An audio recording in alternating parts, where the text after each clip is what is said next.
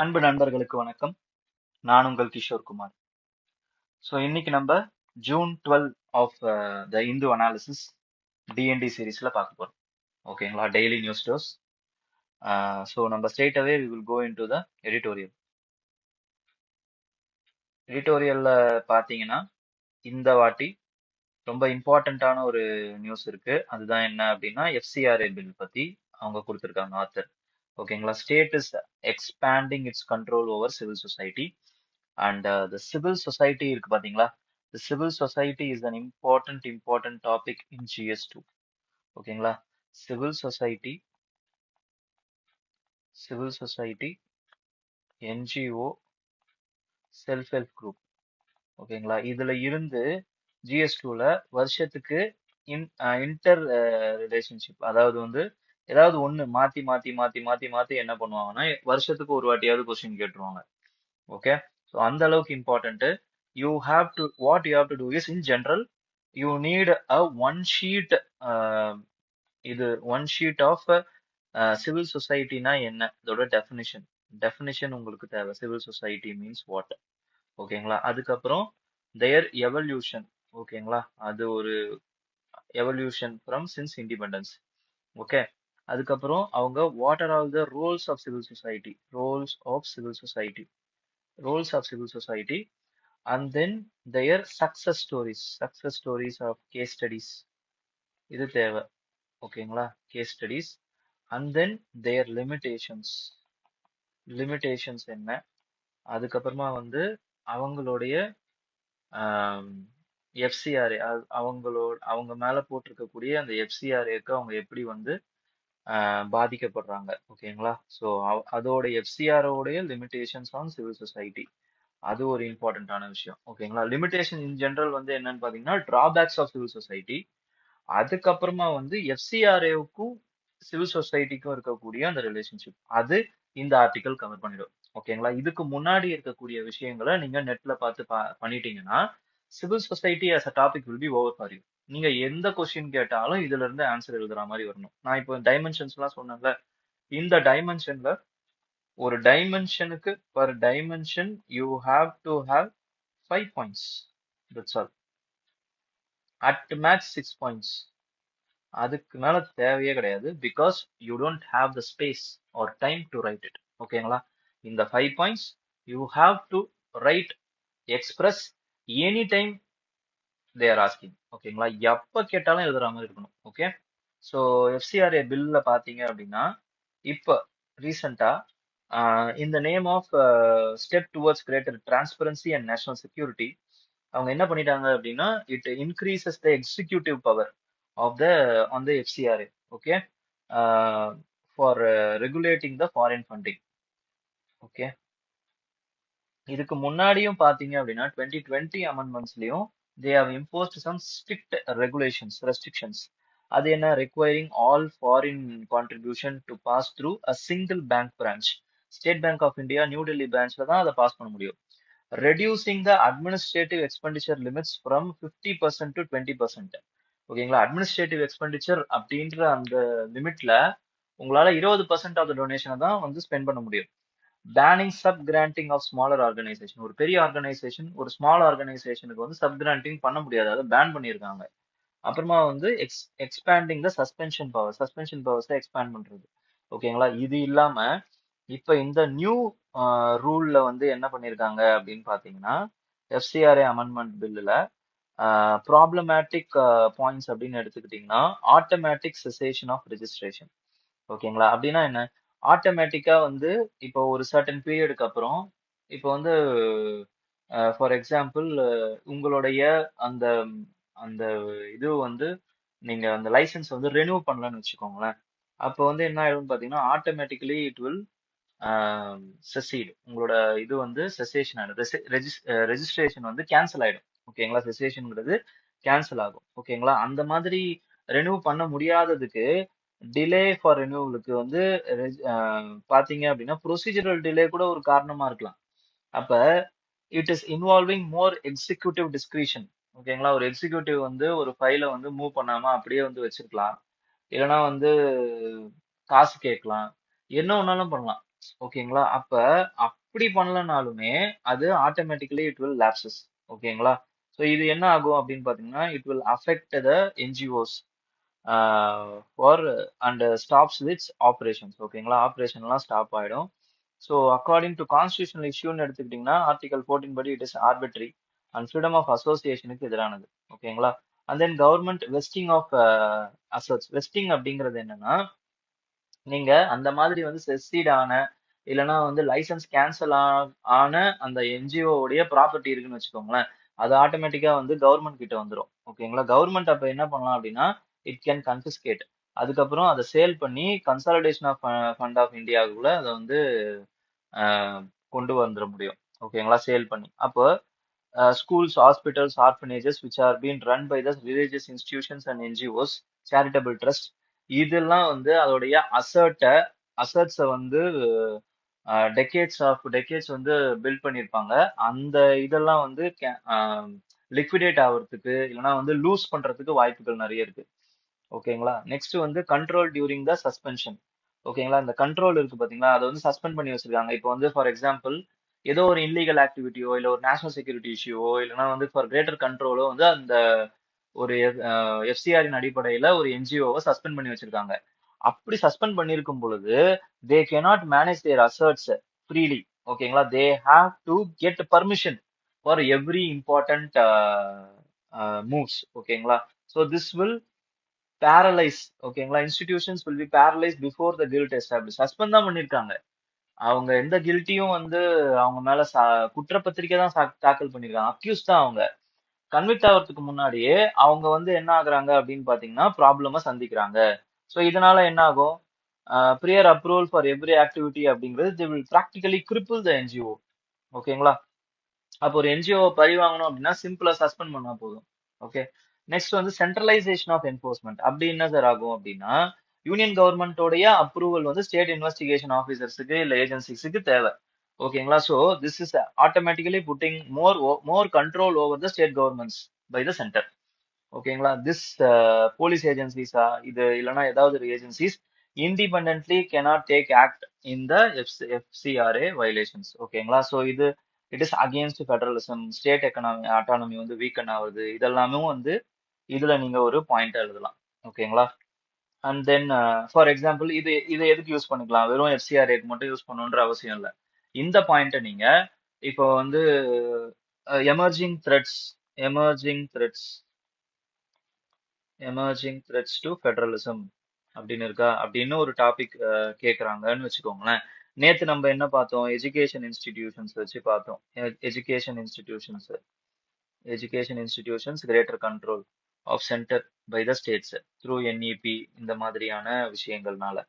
அதே மாதிரி இங்க என்ன ஆகுது அப்படின்னு பாத்தீங்கன்னா, ஃபெடரலிசம் வந்து ஸ்டேட் அட்டானமி வந்து வீக்கன் ஆகுது by legislative purpose, legislative administrative purpose. Like லெஜிஸ்லேச்சர்ல நீங்க எஃப்சிஆர்ஏ ஆக்ட் போடலாம் பை சென்ட்ரலைசேஷன் ஆஃப் என்போர்ஸ்மெண்ட். இதோட எக்ஸாம்பிள் சென்ட்ரலைசேஷன் ஆஃப் என்போர்ஸ்மெண்ட் அப்படின்னு போடலாம். ஓகேங்களா? ஸோ எப்படி ஒன்னாலும் கிராஸ் செக்ஷனலா நீங்க இந்த பாயிண்ட்ஸ் எல்லாம் யூஸ் பண்ணிக்கலாம். These are all some stock points. Okay. அதுக்கப்புறம் broad public interest standards. Public இன்ட்ரெஸ்ட்ங்கிற பேர்ல ஆர்பிட்ரினஸும் வேக்னஸும் இன்க்ரீஸ் ஆயிருக்கு. ஓகேங்களா? இந்த பப்ளிக் இன்ட்ரெஸ்ட்னா என்ன அப்படிங்கறத டிஃபைன் பண்ணப்படல. அப்ப எதை ஒன்னாலும் பப்ளிக் இன்ட்ரெஸ்டாக தான் நான் பண்றேன் அப்படின்னு சொல்லி அந்த சப்ஜெக்டிவ் இன்டர்பிரிட்டேஷன் மூலமா என்ன பண்ணலாம் அப்படின்னு பாத்தீங்கன்னா, செலக்டிவா வந்து நம்ம என்ஜிஓஸை டார்கெட் பண்ணக்கூடிய ப்ராப்ளம்ஸ் இருக்கு. ஓகேங்களா? அப்போ cancellation on wake terms like public interest அப்படிங்கிறது ஒரு ப்ராப்ளம் தான். நெக்ஸ்ட் வந்து impact on civil society organisations அப்படின்னு வரும் பொழுது அந்த chilling effect on donors, volunteers, ஓகேங்களா, ட்ரஸ்டிக்ஸ். ஓகே. ஏன்னா வந்து நம்மளுடைய இப்போ வந்து என்ஜிஓ அமைப்பு வந்து இந்த மாதிரி வந்து சஸ்பெண்ட் ஆகக்கூடிய சூழல் வருது அப்படின்னு தெரியுதுன்னு வச்சுக்கோங்களேன். அப்ப இதுக்கு மேல வந்து அவங்களால வந்து டொனேட் பண்ண மாட்டாங்க எதுவுமே. டொனேட் பண்ணல அப்படின்னா என்ன ஆகும்னு பாத்தீங்கன்னா, it weakens the civic space. ஓகேங்களா? சிவிலியன்ஸ் வந்து கவர்னன்ஸ் ஆஸ்பெக்ட்ல பார்ட்டிசிபேட்டரி கவர்னன்ஸ்க்கு வந்து ரொம்ப ரொம்ப இம்பார்ட்டன்ட் இந்த சிவில் சொசைட்டி. இந்த மாதிரி பப்ளிக் ஸ்பேசஸ் வந்து அங்க தடைப்படுறது வந்து இல்ல வீக்கன் ஆகுறதுங்கிறது இன்னெவிட்டபிளான ஒரு ப்ராப்ளமா மாறிடும். ஓகேங்களா? Human rights group, welfare NGOs, advocacy organisations இவங்க எல்லாமே வந்து இந்த மூவால பாதிக்கப்படுறதுக்கு வாய்ப்புகள் நிறைய இருக்கு. Impact on minority institutions. Minority இன்ஸ்டிடியூஷன்ஸ்லயும் பாத்தீங்க அப்படின்னா it affects article 26, 27, 29, 30 of minority institutions. ஏன்னா minority institutions run by foreign funding இல்லைன்னா local domestic funding. They can also face some take over. ஓகேங்களா? That can threaten their autonomy of religious and educational bodies. இப்போ Christian மிஷனரிஸ்லாம் இருக்கு பாத்தீங்களா, Christian schools. They are running hospitals, orphanages in Kerala, Tamil Nadu, Nagaland. அவங்க எல்லாமும் இதுல maximum வந்து பாதிக்கப்படுறதுக்கான வாய்ப்புகள் இருக்கு. நெக்ஸ்ட் பாத்தீங்க அப்படின்னா வெல்ஃபேர் டெலிவரியிலையும் பாதிக்கப்படுறதுக்கு வாய்ப்பு இருக்கு. வெல்ஃபேர் டெலிவரினா it can disrupt the essential services which have been given by the NGOs. Child ப்ரொடெக்ஷனா இருக்கட்டும், ஹெல்த்தா இருக்கட்டும், நியூட்ரிஷனா இருக்கட்டும், ஒரு தனி கவர்மெண்ட் வந்து பண்ண முடியாது. சமூகமே சேர்ந்து தான் அதை பண்ண முடியும். அந்த சமூகமே சேர்ந்து பண்றதுல NGOs and civil societies is playing a major role. அப்ப அவங்களோட லைசன்ஸை கேன்சல் பண்றதன் மூலமாவோ இல்ல டோனார் பேஸை வந்து கம்மி பண்றதன் மூலமாவோ என்ன ஆகும் அப்படின்னு பாத்தீங்கன்னா essential services which have been given to the இல்லைன்னா வந்து கோயிங் டு த பப்ளிக், அது வந்து பாதிக்கிறதுக்கு நிறைய வாய்ப்புகள் இருக்கு. அதே மாதிரி it is also ensuring jobs. ஓகேங்களா? NGOs R local NGOs are giving jobs to the local youth.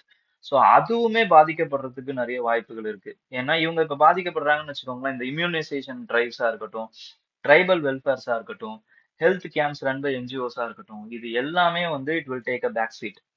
Next, lack of transparency and accountability of this law.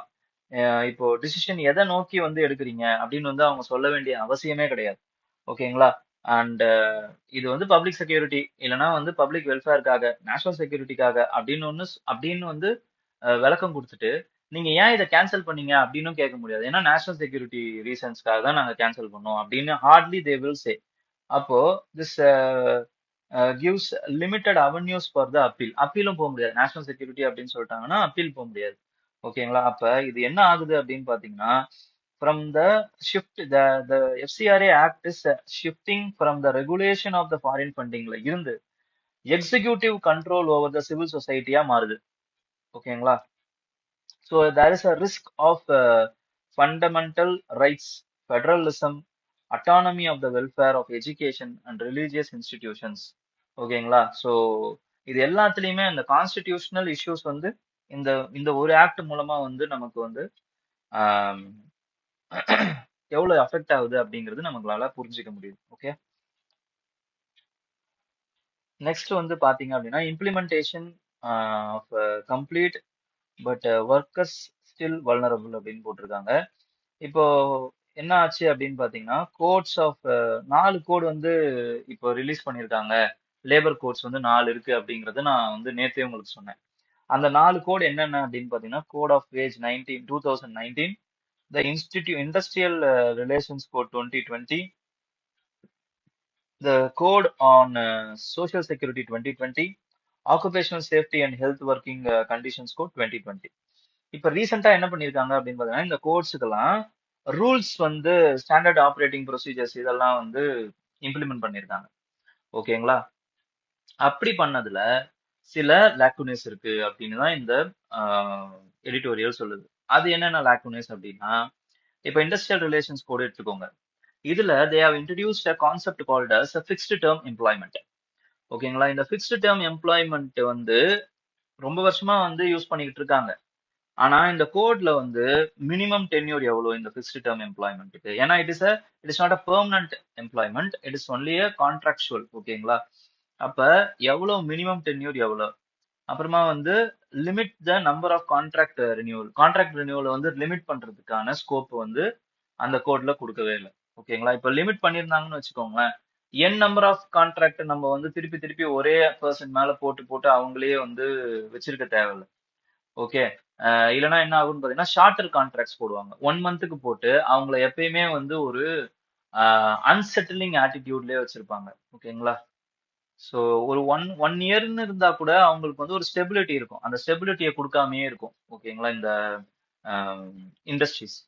Next, code on wages இருக்கு பாத்தீங்களா? இந்த ரூல்ஸ் வந்து it is vague on the definition of the floor wage and it is not clearly distinct from the minimum wage. Minimum வேஜுக்கும் floor வேஜுக்குமான அந்த difference இருக்கு பாத்தீங்களா? அத வந்து இந்த கோட் ஆஃப் வேஜஸ் வந்து சொல்லவே இல்ல அப்படிங்கறத சொல்றாங்க. ஓகேங்களா? And then minimum wage fixing principle இருக்கு பாத்தீங்களா, அதையுமே வந்து it has not lay down clear.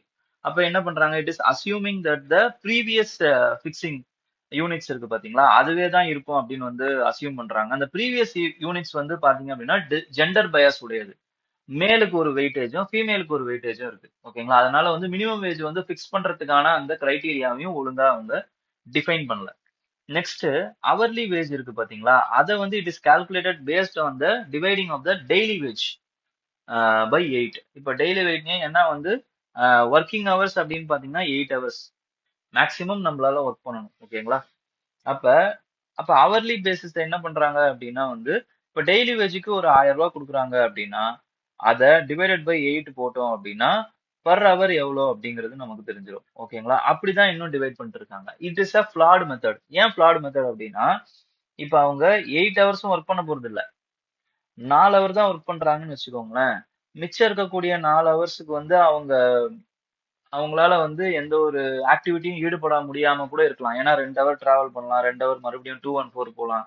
So அதனால பாத்தீங்க அப்படின்னா அந்த மாதிரி 8 ஹவர்ஸுக்கு ஒரு டெய்லி வேஜ் கொடுக்கறத டிவைடட் பை 8 போட்டீங்க, டெய்லி வேஜஸ் வந்து டிவைடட் பை 8 போட்டீங்க அப்படின்னா ப்ராப்ளமேட்டிக்கா தான் இருக்கும் அப்படிங்கறத சொல்றாங்க. ஓகேங்களா? Next with respect to gig workers. Gig ஒர்க்கர்ஸை பொறுத்த வரைக்கும் பாத்தீங்க அப்படின்னா சோஷியல் செக்யூரிட்டி கோட்ல they have not there is no attempt to clarify the employment relationship with the gig economy.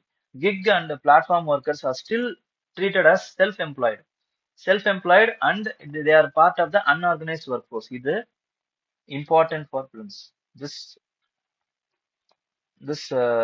statement இருக்கு பாத்தீங்களா, இது வந்து important for films and it is also silent on the gratuity insurance பத்தி எதுவுமே அவங்க வந்து பேசல gig workers க்கு.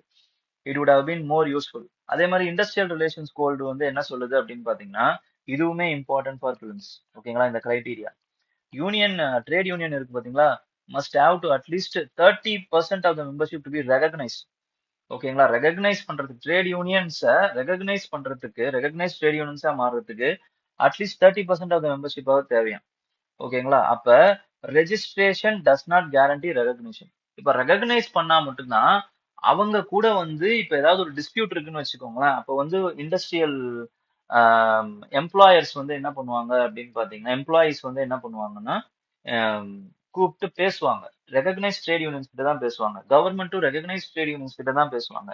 அப்ப ஸ்மால் இல்லைன்னா நியூலி ஃபார்ம்டு ட்ரேட் யூனியன்ஸ் இருக்காங்க பாத்தீங்களா, அவங்களோட வாய்ஸ் வந்து கேட்காமையோ இல்ல வீக்கன் ஆகிறதுக்கோ நிறைய வாய்ப்புகள் இருக்கு. கேட்காம போறதுக்கோ வீக்கன் ஆகப்படுறதுக்கோ நிறைய வாய்ப்புகள் இருக்கு.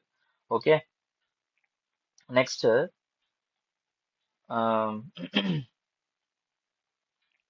இந்த occupational safety and health working conditions code இருக்குல்ல, இதை பொறுத்த வரைக்கும் பாத்தீங்க அப்படின்னா சர்டன் ஆக்குபேஷன்ஸை வந்து அவங்க வந்து ஆக்குபேஷன் ஸ்பெசிபிக் மெஷர்ஸ் வந்து அவங்க வந்து டிஃபைனே பண்ணல. எது எது அப்படின்னு பார்த்தீங்கன்னா housing, medical facilities, plantation workers இதெல்லாமே வந்து ஆப்சென்டா இருக்கு. ஜென்ரலா தான் அவங்க வந்து வெல்ஃபேர் ப்ரொவிஷன்ஸை வந்து ஸ்பெசிஃபை பண்ணியிருக்காங்க, not some specific occupational jobs. ஓகேங்களா? இது எல்லாமே என்ன அப்படின்னு பாத்தீங்கன்னா கான்ட்ராக்ட் லேபர்ஸ் வந்து நிறைய என்கேஜ் பண்ணக்கூடிய விஷயங்கள். அதே மாதிரி இந்த கான்ட்ராக்ட் லேபர்ஸ் என்கேஜ் பண்ணக்கூடிய விஷயங்கள்ல அவங்களுடைய வேலைகள் எது கோர் ஜாப், எது நான் கோர் ஆக்டிவிட்டி அப்படிங்கறத டிஃபைன் பண்ணவே இல்லை. ஓகேங்களா? இந்த மாதிரியான ஆம்பிகுவிட்டிஸ் எல்லாமே என்ன பண்ணும் அப்படின்னு பாத்தீங்கன்னா there is a considerable scope for ambiguity and misuse of this informations. ஓகேங்களா? இந்த ப்ரொவிஷன்ஸ் எல்லாம் மிஸ்யூஸ் பண்றதுக்கு நிறைய வாய்ப்புகள் இருக்கு அப்படிங்கறத சொல்றாங்க. ஓகே, இது வந்து உங்களோட GS3ல வந்து கேட்கறதுக்கு நிறைய வாய்ப்புகள் இருக்கு. ஓகேங்களா? GS3 labour code. Next, this is another interesting article. Should India incentivize bigger families அப்படின்னு இருக்கு. ஆல்ரெடி there is a இப்போ இதோடைய ஒரு டைக்காட்டமி பாருங்களேன். அதாவது வந்து ஒரு இதுன்னு சொல்லுவாங்க, ஆம், நகை முரண். ஓகேங்களா? முரண்பாடு என்ன அப்படின்னா we are the world's largest populated country. ஓகேங்களா? ஆனா நம்மளோட இந்தியாலயே சில ஸ்டேட்ல இல்ல, இப்ப குறிப்பா வந்து ஒரு ஸ்டேட்ல ஆந்திர பிரதேஷ்ல என்ன பண்றாங்க அப்படின்னு பாத்தீங்கன்னா they are இன்சென்டிவைசிங் third and fourth child. ஓகேங்களா? அப்ப இது எதுக்காக பண்றாங்க? இல்ல இதோடைய அந்த நீட் என்ன எங்க இருந்து வருது அப்படின்னு நம்ம எடுத்துக்கிட்டோம்னா, first of all it is based on the delimitation of the state. First of all delimitation பண்றதுனால தான் இதை பண்றாங்க. ஓகேங்களா? டீலிமிட்டேஷன் பண்ணும்போது அவங்களுடைய அதாவது சதர்ன் ஸ்டேட்ஸ் முக்கியமா ஆந்திர பிரதேஷ், தமிழ்நாடு, கேரளா இவங்களுடைய அந்த ரெப்ரசன்டேஷன் இருக்கு பாத்தீங்களா, அது வந்து கம்மியாகுது. சோ அப்படி கம்மியாகப்படக்கூடாது அப்படிங்கிறதுக்காக southern states are deciding to increase there population. அந்த இன்க்ரீஸ் பண்றதுக்கான ஒரு இன்சென்டிவா தான் இப்போ வந்து கேஷ் இன்சென்டிவ் வந்து கொடுக்க போறாங்க. Okay, so delimitation and political representation is one of the important thing which has influenced factors ன்னு பார்க்கும் பொழுது causes or factors ன்னு பார்க்கும்போது which has influenced the southern state to incentivize larger families. Second வந்து என்ன அப்படின்னு பாத்தீங்கன்னா இந்த பொலிட்டிக்கல் எக்கனாமில எக்கனாமி ஆஃப் த ஸ்டேட்டும் ரொம்ப ரொம்ப இம்பார்ட்டன்ட். எக்கனாமி ஆஃப் த ஸ்டேட்ன்றது ஒர்க்கிங் பாப்புலேஷன் வந்து ஸ்ரிங்கிங் ஆயிட்டே இருக்கு. ஓகேங்களா? அப்ப அத வந்து நம்ம கட்டுப்படுத்தணும். ஒர்க்கிங் பாப்புலேஷன் நமக்கு தேவை. ஏன்னா ஒவ்வொரு ஸ்டேட்டுக்கும் ஒர்க்கிங் பாப்புலேஷன் இருந்தா மட்டும்தான் அத அடுத்த கட்டத்துக்கு அந்த ஸ்டேட்டை கொண்டு போக முடியும். அந்த ஸ்டேட்டையோ அந்த மக்களையும் நம்மளால கொண்டு போக முடியும். ஓகேங்களா? அப்ப அந்த ஒர்க்கிங் பாப்புலேஷனுடைய இது வந்து அந்த ரேஷியோவை கரெக்டா வச்சுக்கணும், ஒர்க்கபிள் ஏரியாலேயே வச்சுக்கணும் அப்படிங்கிறதுக்காகவும் அதை இன்சென்டிவைஸ் பண்றாங்க. ஓகே, நெக்ஸ்ட் வந்து பாத்தீங்க அப்படின்னா இப்போ எதனால ஆனா வந்து இந்த பாப்புலேஷன் கம்மியாகுது அப்படின்னு பார்க்கும் பொழுது there are many factors which is involving. Okay, குறிப்பா நம்மளோட இருக்கக்கூடிய காலகட்டம் அப்படிங்கறத பாருங்களேன். இது இட் இஸ் என்ன polycrisis shock. Okay, polycrisis shock அப்படின்னும் போது வேர்ல்டு வந்து பாத்தீங்க அப்படின்னா இன்ஸ்டபிலிட்டியை நம்ம நோக்கி போறோம். ஜியோ பாலிட்டிக்ஸ் மூலமாவும் சரி, எக்கனாமியை பார்த்தாலும் சரி, டிப்ரெஷன், ரிசெஷன் இந்த வார்த்தைகள் தான் கேள்விப்படுறோமே தவிர பூம், growth, டெவலப்மெண்ட் இந்த வார்த்தையை கேள்விப்படுறதே இல்லை. அதுக்கப்புறமா வந்து கிளைமேட் சேஞ்ச். ஓகே, சோ அப்புறம் வந்து நம்மளோட யூத் எல்லாம் இருக்காங்க பாத்தீங்களா, மில்லினியல்ஸா இருக்கட்டும், ஜென்சிஸா இருக்கட்டும், இவங்க எல்லாருமே தே ஆர் ஆஸ்பிரேஷனல் ஓரியன்டட். அப்ப இண்டிவிஜுவல் கோல்ஸ் இருக்கு அவங்களுக்கு. அதுக்கப்புறமா வந்து they have self goals, self achieving targets, அவங்களோட லைஃபை என்ஜாய் பண்ணணுங்கிற அந்த மோட்டிவ். ஸோ இவ்வளவு விஷயங்கள் வந்து சேரும் பொழுது அவங்க they are shrinking there choices. ஓகேங்களா? ஒரு குழந்தை போதும், இல்ல குழந்தையே வேணாம், இப்படி இல்ல கல்யாணமே வேணாம். ஸோ இந்த மாதிரி இது அடுத்த டிபேட். ஓகேங்களா? கல்யாணம் வேணாம், ஒரு சொசைட்டில அந்த ஒரு ஃபேமிலிங்கிற அந்த ஸ்ட்ரக்சர் வேணாம், இப்படிங்கிற இந்த இடத்துக்குள்ள அவங்க போறாங்க. ஏன்னா எனக்கு தேவை, நாம் இருவர் நமக்கு இருவர் அப்படிங்கிற அந்த இது போய் அந்தோ அமராதோ. ஓகேங்களா? அந்த இது போய் நாம் இருவர் நமக்கு ஒருவர், நாமே குழந்தை நமக்கு ஏன் குழந்தை, நமக்கு ஏன் மேரேஜ் அப்படின்னு போயிடுச்சு. ஓகேங்களா? சோ இந்த சூழல்ல தான் வந்து பாத்தீங்க அப்படின்னா இது வந்து இந்த டிரான்சிஷன் இருக்கு பாத்தீங்களா, இது எல்லா டெவலப் டெவலப்பிங்ல இருந்து டெவலப்டு அந்த ஸ்டேஜுக்கு போகக்கூடிய எல்லா கண்ட்ரீஸும் இதை ஃபேஸ் பண்ணி தான் ஆகும். ஃபார் எக்ஸாம்பிள் சவுத் கொரியாவா இருக்கட்டும், இட்டாலியா இருக்கட்டும், ஜப்பானா இருக்கட்டும். ஓகேங்களா? இது எல்லாமே இந்த இந்த டிரான்சிஷனை ஃபேஸ் பண்ணிக்கிட்டு தான் இருக்கு. Okay, because of this mindset only, mindset problems இதெல்லாம். ஓகேங்களா? அதே மாதிரி we need to incentivize we are incentivizing the wrong thing. ஓகேங்களா? என்ன இன்சென்டிவைஸ் பண்ணணும் இன்ஸ்டெட் அப்படின்னு பாத்தீங்கன்னா, not for the more babies but for the old age economy. ஓகேங்களா? Promoting silver age economy. இப்போ நம்மளோட லைஃப் எக்ஸ்பெக்டன்சி அப்படிங்கிறது it is not earlier as 60 or 50 67 அப்படி கிடையாது. இப்போ வந்து நம்ம வந்து ப்ரொலாங்டா வந்து பாத்தீங்க அப்படின்னா ஒரு 80 85 இயர்ஸ் வரைக்கும் வாழ்றதுக்கான அந்த மெடிக்கல் ஃபெசிலிட்டியோட வாழ்றதுக்கான அந்த ஒரு இது வந்துச்சு. அப்ப we have to promote the silver aging economy அப்படிங்கிற அந்த கான்செப்டும் நமக்கு இருக்கு. அதே மாதிரி these kind of demographic transition will also effectively differentiate the political choices. இப்போ மில்லினியல்ஸுக்கு ஒரு மாதிரியான பொலிட்டிக்கல் சாய்ஸ் இருக்கும் because their aspirations are different. ஜென்சிக்கு ஒரு மாதிரியான பொலிட்டிக்கல் சாய்ஸ் இருக்கும் because their aspirations are different. பூமர்ஸுக்கு ஒரு மாதிரியான பொலிட்டிக்கல் சாய்ஸ் இருக்கும். ஓகேங்களா? Elderly populations because their aspiration, their needs, their welfare oriented things are different. ஓகேங்களா? அந்த ப்ரொஃபைலுக்கு ஏத்த மாதிரி அவங்களோட ஓட்டிங் சாய்ஸஸுமே மாறுது. நெக்ஸ்ட், இப்போ நம்ம ஒன்றும் யூரோப்பியன் கண்ட்ரிஸ் கிடையாது. நம்மளுடைய பெட்டர்னிட்டி லீவு, ஓகேங்களா? அதெல்லாம் ஒழுங்கா இருக்கிறதுக்கோ, இல்லன்னா வந்து மதர்ஹுட் பெனால்டி அப்படிங்கிறது வந்து ரொம்ப அங்க வந்து நெகோஷியபிள். ஏன்னா வந்து அங்க கரெக்ட்டா வந்து லீவ் குடுப்பாங்க. அதுக்கான கம்பன்சேஷன் குடுப்பாங்க. மதர்ஹுட் வந்து அ லீ அ மதர்ஹுட்டுக்காக வந்து லீவ் போட்டு வந்தாலும் அந்த ப்ராப்பரான அந்த ப்ரொசீஜரல் அந்த ஹைக் இருக்கும். ஓகே. அதெல்லாம் இங்க இல்ல. அப்போ அந்த மாதிரியான விஷயங்கள் இல்லாதப்ப you can't impose incentives.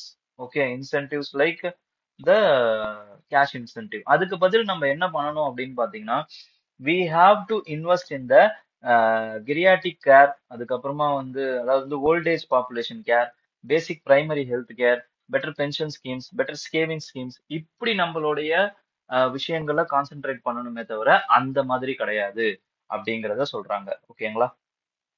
So இந்த இது பாத்தீங்க அப்படின்னா, why is Nicobar is debating elections அப்படிங்கிற அந்த சீரீஸ்.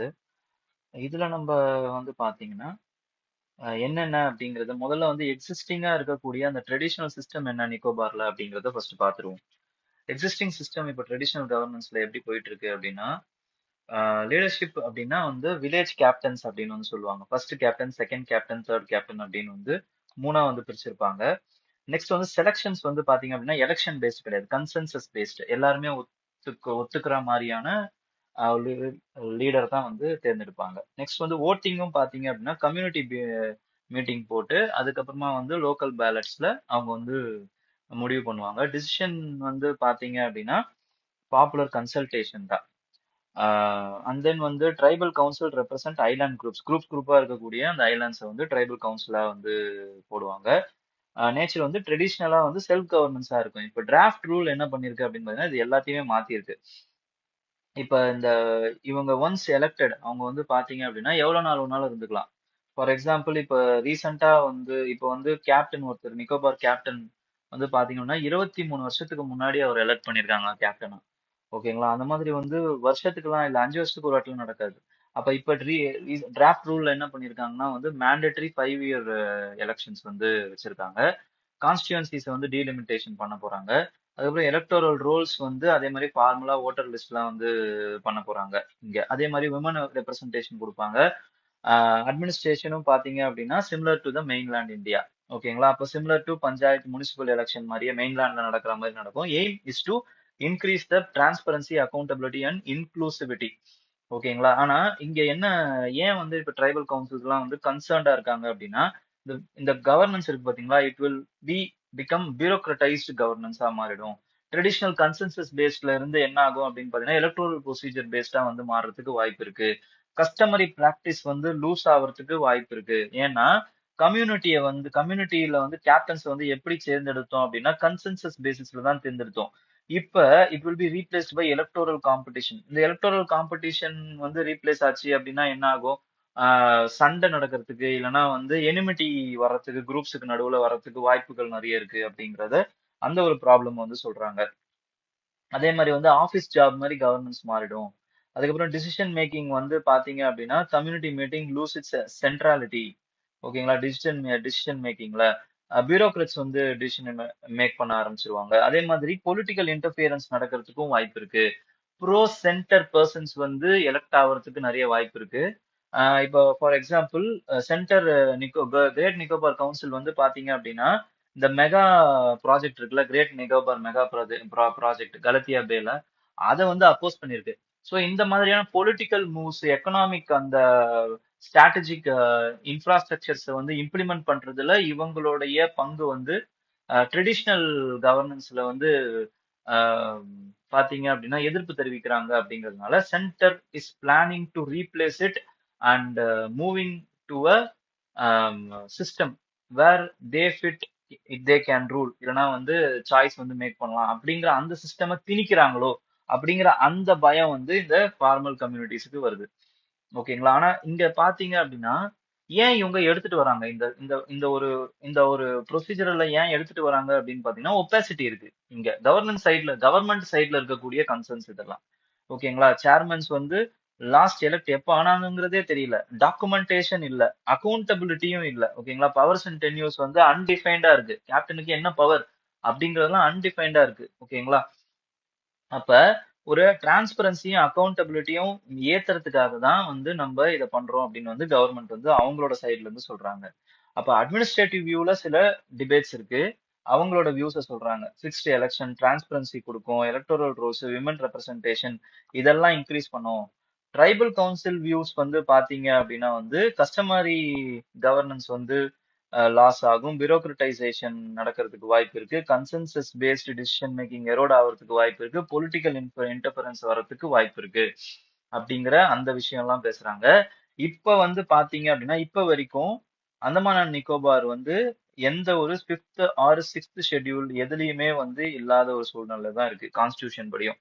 ஓகேங்களா? சோ அந்த கான்ஸ்டிடியூஷனல்குள்ள எடுத்துட்டு வரணும் அப்படிங்கிறதுக்காக தான் இந்த டீலிமிட்டேஷன் பண்றாங்க.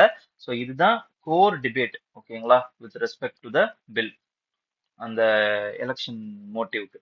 Okay, next with respect to பிரான்ஸ்ல வந்து பாத்தீங்க அப்படின்னா பிரான்ஸ் இப்போ G7 சப்மிட்டுக்காக இப்போ வந்து பிரைம் மினிஸ்டர் மோடி அவர்கள் பிரான்ஸுக்கு போயிருக்காரு. அதுல they are reiterating that future defence கோஆபரேஷன்லாம் இருக்கு பாத்தீங்களா, அது இந்த proposed Rafale fighter jet deal இதெல்லாம் வந்து they will be aligned with the Make in India initiative based on equal partnership.